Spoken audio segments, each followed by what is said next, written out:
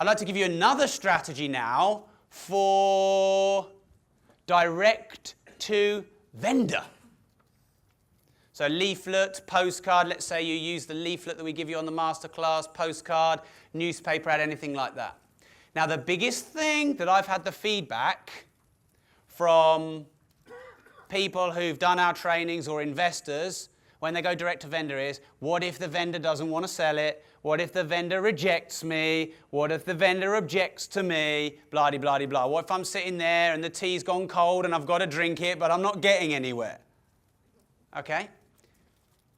I'm going to give you a little tool that you could use, by the way, in sales as well, which will help you overcome any objection. Who would like to know how to overcome any objection? Okay. Right. So everyone stand up. Good. So I'd like you to have a think about yourself and what type of person you are. Are you, if you give up easily, you're not right for this demonstration. If you're soft and cuddly and want to come up here for some love, you're not right for this demonstration. If you're a hard taskmaster, you are right for this demonstration. If you think you can prove me wrong and make me look silly in front of 150 people, you are the person I want to speak to. Okay? And by the way, none of us will judge you if you're the only one that puts your hand up.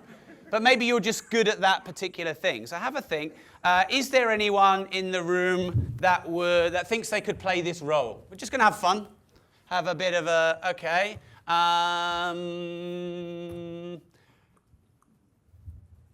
Jacques, how are you? Yeah, good. Yeah, good. Could we give Jacques a big round of applause? I purposefully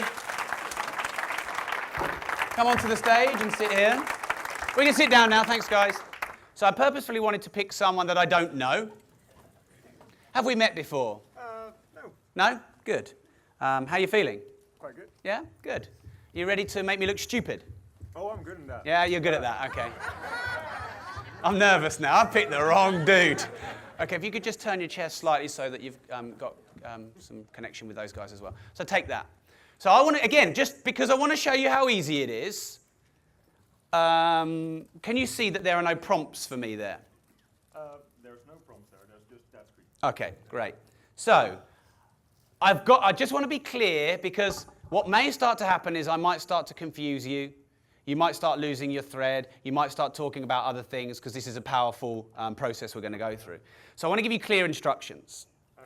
I'm going to say, Jacques, I'd like to buy your house. Yeah? And you're going to say, you can't buy my house because, and then you're going to give me a reason. Okay? So let's just be clear again, because otherwise I'll start turning him round and he'll start trying to sell me and I'll start unwiring his resistance, which is what I want to do. So just literally say, you can't buy my house, or I'm not, yeah, because. And then give me a reason. And by the way, whatever reason you think, however far-fetched, is fine. I want you to observe what I do, because this is a very simple system. And by the way, you know, if you ever have any fear about any objections ever in sales or business or direct to vendor, this little tool is great, because all it does is it just removes that fear, because you know no matter what they say, they can't object to you. But even more powerful than that, it gets them to loosen their objections and therefore start opening their mind to sell to you. So again, just to be clear, you ready for this? A little bit better. So okay, so I'm buying your house. Yeah. So I am. You're well, you're willing, but you're going to not be willing. Okay. So obviously, because one time we did this, and the guy said, "This isn't my house." I'm like, "You bastard!" Oh, you know, I couldn't overcome that objection. So this is your house, and you're just going to say, you can't buy my house because. Yeah, and going to give me a reason. And however far-fetched, start with the normal ones that might be fair, and then however far-fetched.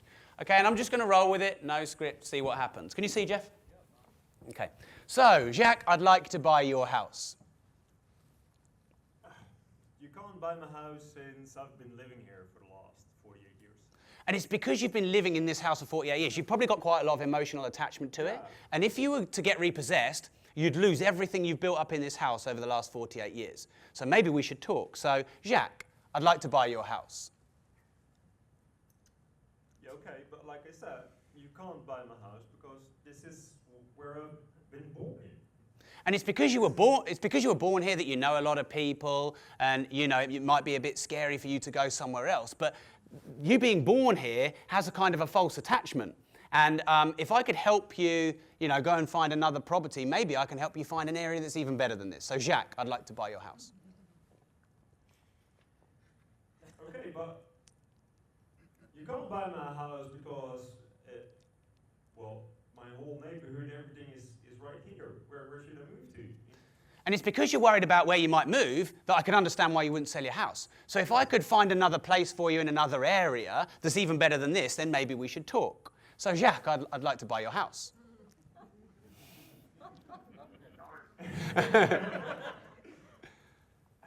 Someone give me some help? My wife's giving enough money.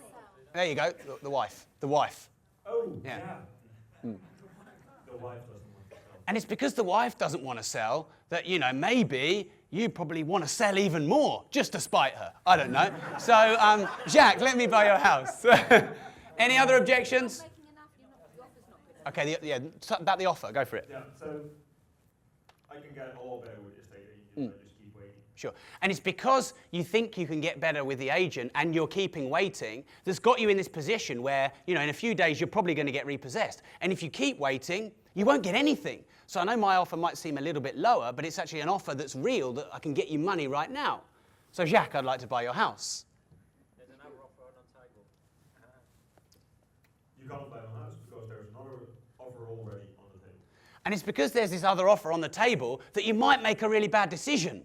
Because even though that offer might look a bit better, they probably can't complete in 3 days, they probably can't buy cash, they probably can't help you through the repossession process like I can. They're probably not going to find you another property, they're probably not going to care. In fact, they probably want to kill you.